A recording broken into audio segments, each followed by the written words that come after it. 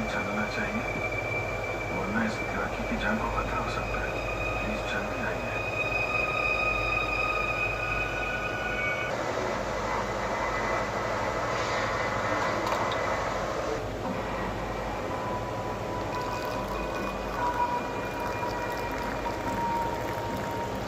देखते हैं ये वही है या कोई और।